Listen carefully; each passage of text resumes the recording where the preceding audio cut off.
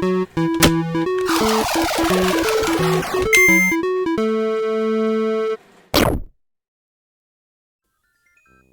everybody, and welcome to a first impressions video, where I'm gonna go ahead and talk to you a little bit about a game I've been playing, but I haven't really written out a script for, and I haven't, beaten or anything like that. This is just my thoughts on the game off the top of my head.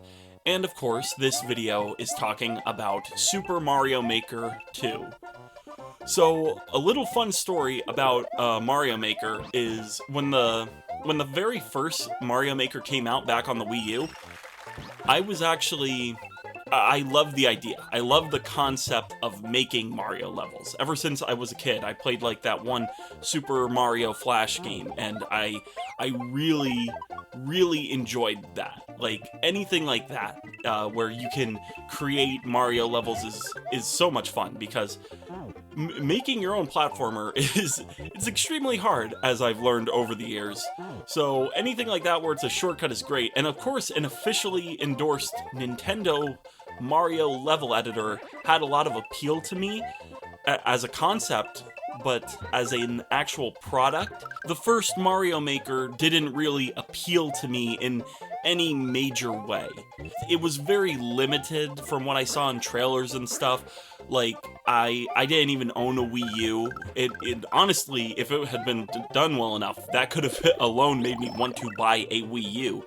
But there was just, like, even hearing the discussions of people being like, oh, where's slopes in the game, and like stuff like that. If a feature as simple and commonplace in Mario as slopes isn't in your Mario Maker, that just doesn't appeal to me. There's not enough flexibility to sell that to me, just from the sounds of that. But then Mario Maker 2 came out, and it was a big step in the right direction for me. And of course, the updates happened, as few as there were a couple, but the last update introduced a feature that really, it made me stop and basically be like, okay, this is actually a game I really want. And that feature is, of course, the World Maker, which essentially makes it so you can quite literally make your own Mario games.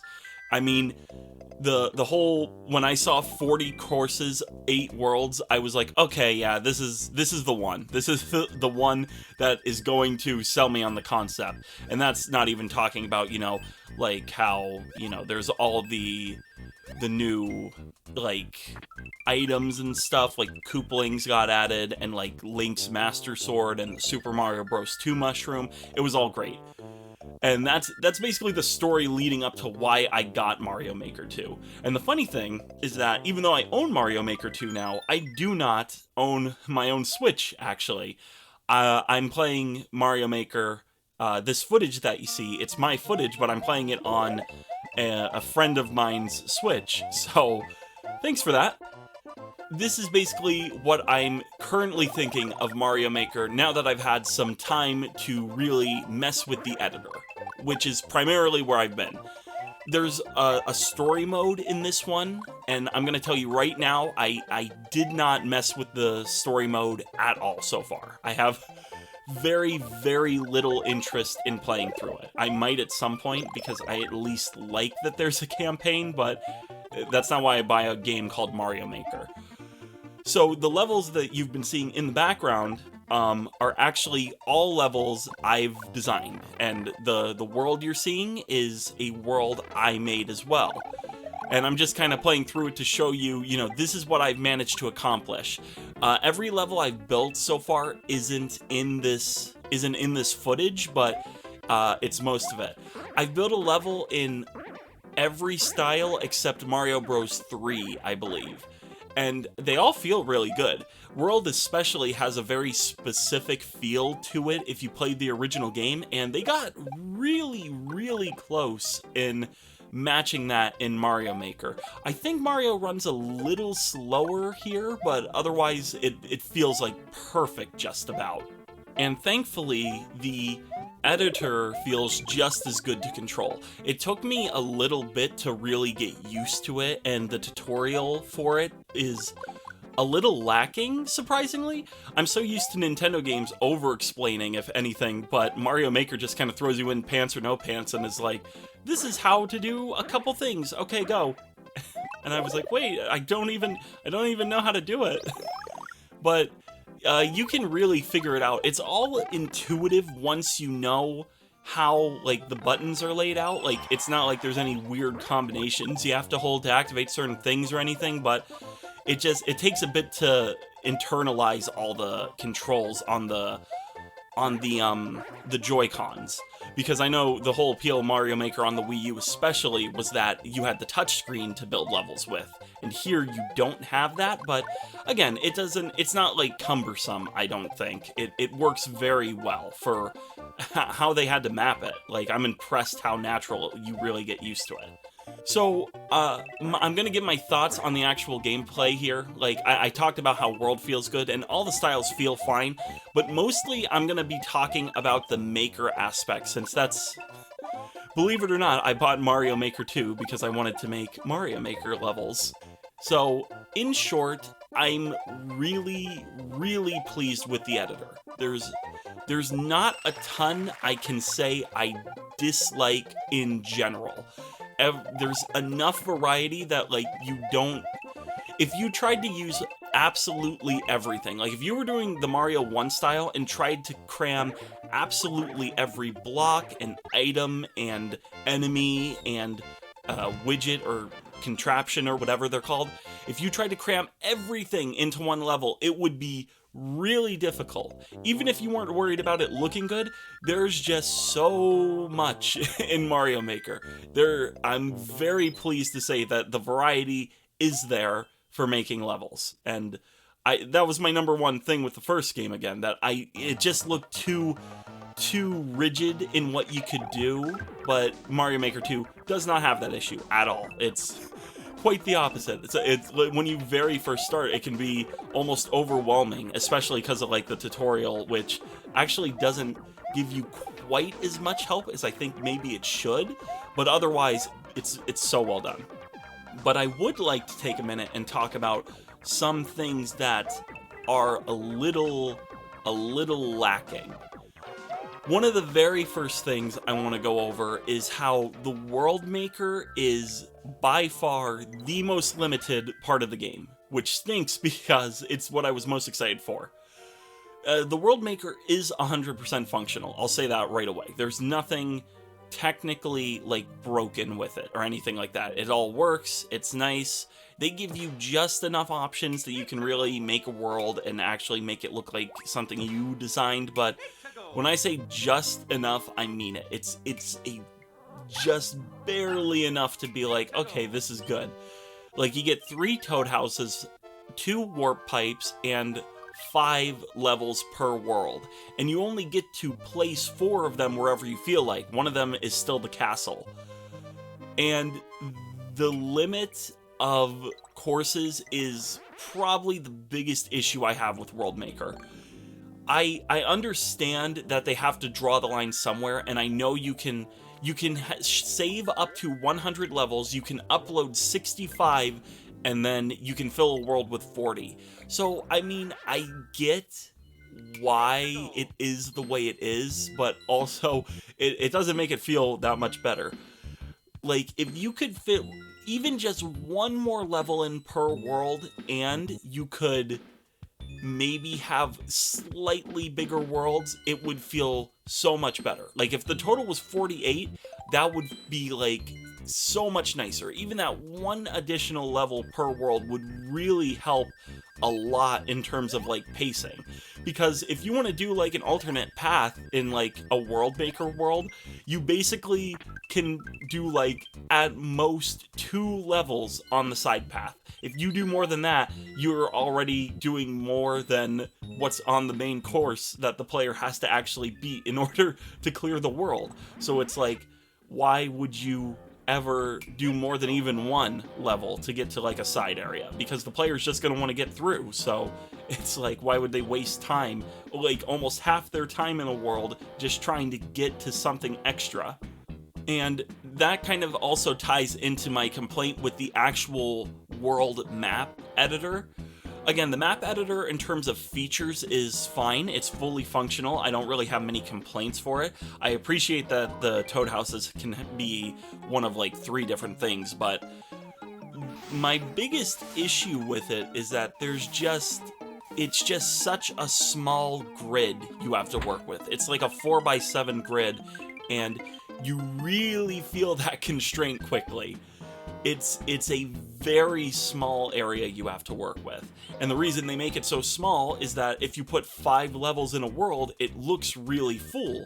But it only looks so full because it's so small. And it's kind of frustrating. It's probably the most irritating part of Mario Maker, at least in terms of the world builder, because it's like, when you're really trying to make like something your own, you really can't play around too much. It's like you have to, the main path the player's going to be on has to be a certain length, because if it goes beyond that length, you're practically going to be at the edge of the screen by the time you've finished just laying out the path, not counting any of the level design you still have to do. And speaking of level design, the other thing that bugs me about World Maker is the lack of options. And I'm going to get back to the level design thing in a second, but like, one of the main things that sticks out to me as being kind of weird is how when you get a game over in World Maker, nothing really happens. You get 5 lives, you get the world's default, whatever the starting number is the player's allotted, you get that number of lives again, and you're put back at the start of the level. So in a worst case scenario, if the player's doing like a hard level, they lose their checkpoint, and that's it. There's no other penalty for the player. And I get it, like, that's fine for default, but, like, why not at least have an option? Like, Toad houses don't replenish, and, like, you can't make it so that if they get a game over, no, they actually have to go back to the start of the world. And, like, what if they get a game over in like, World 2? Like, what if you're making like a more reasonable Mario game and they get a game over in World 2? Like, they don't get sent back to World 1, they have to do the level they were already on again. So really, it just kind of adds like an extra button press to get back into the level you were just on, which kind of lame, not gonna lie. And going off of that, one thing that really struck me as shocking, I understand why this is the way it is before I explain this. Like, I get why it is, because you can build multiple levels in one world with different themes. Like, you could do one level Mario 3, and then the next one Mario 3D Land. But I was so upset that there's no way to have power-ups carry over from one world to the next. I really wanted to do this thing where, like, if you beat a level with Yoshi, like, if you beat level 1 riding a Yoshi and then make it through level 2, at the very end of the level, there's like, hey, you still have Yoshi? Then you can get this extra coin or whatever. You cannot do that, though. When you beat a level, you are reset basically into whatever state the next level has Mario start as. So if the next level has you start as small Mario, it's like, okay, that's what you get. You don't get anything extra. And that really stunk, because I was really hoping to do something cool where each level kind of, like, it builds off the last one, in that if you still have whatever power-up was in that level, you can do whatever else in this one, but not how it's built, sadly. It can't handle that. And again, I get it, but and this is, I only bring this complaint up because I was watching some other Mario Maker videos and nobody talked about that, but I don't know, that kind of struck me as a missed opportunity in a way. As for the actual course maker, I'm very, very happy with it overall. There's not a ton I can really complain about. The only thing I'd say that's really annoying about it is that when you're still learning, like, where everything is, it's really easy to miss some very important Mario features. The number one example I can think of is progressive power-ups, which is where basically, you can stick, power-ups in coin boxes and whatever, but, like, let's say, it's like an actual Mario game where it's like, okay, if the player makes it here when they're big, they get a fire flower. If they make it here when they're small, though, they get a mushroom. Like, that's a staple feature in almost every Mario game, I think. And it's really kind of confusing how you make that happen, because what I thought, you can basically hold down on anything and it'll bring up options you can apply to that thing that you're selecting. And basically I was trying to take like a mushroom, hold down on it, and have it grow up into a fire flower. It's the opposite. You want to take like a fire flower, hold down on it, and make it be a mushroom.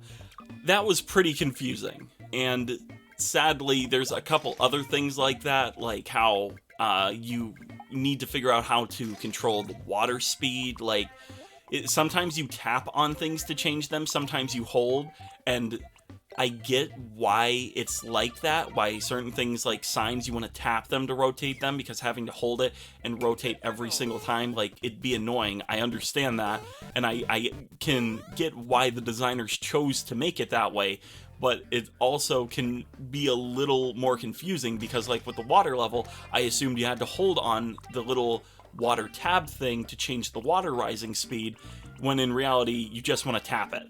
So it can be confusing, and I realize I've been talking like kind of negatively, but the thing is, if I talk positively, I'd basically just be describing Mario Maker. Like, it's so good.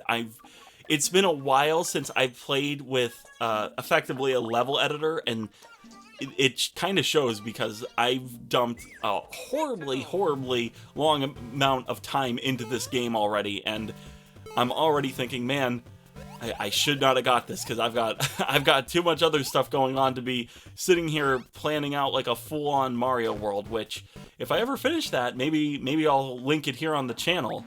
But I've got way too much other stuff going on right now to be dedicating as much time as I am to Mario Maker, but here I am talking about it, because I'm pretty sure at this point, you know, the game had its final update and it's been out for a while, so I'm sure if anybody's interested in it, they would have already got it by now. But if by some miracle you're watching this and you haven't made up your mind, I really can't recommend it enough. Like, the first game, for what I was talking about earlier, it just didn't grab me. And I can't really describe why, but it felt limited just from what I was seeing in videos and trailers about it. Like, it just didn't look like it had what I wanted in this sort of game. Mario Maker 2 has it 100%. And I do believe that wraps up most of my thoughts on Mario Maker 2. Thank you for watching. Please go ahead and comment if you have any thoughts on what you think about Mario Maker, because I'd actually love to hear them, especially if you have any limits with the game, because I really feel like this game is just begging for another sequel. I really hope they don't stop at Mario Maker 2. I hope they make this like a thing, even if it's like, you know, a long time before we see a third one. I really want them to continue this and keep adding to them. So let me know what you think should be added, or what you feel like is missing from the current game, and I will catch you guys in the next video.